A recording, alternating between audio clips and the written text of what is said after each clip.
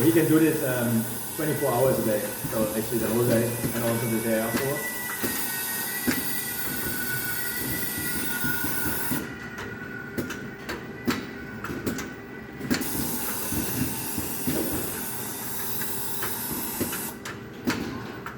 So that is something like you could let do a robot.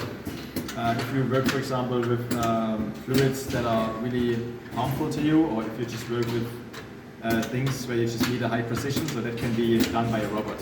And for example, if the robot is doing a task,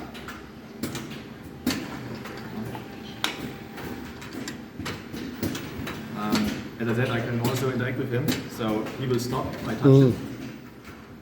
Can I touch it too? Normally you... Oh, now he's moving it.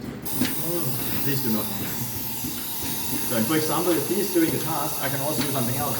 So I can do, for example, get some materials for the stations. I can also do like another work step. And he's doing like the task that I don't like to do for me.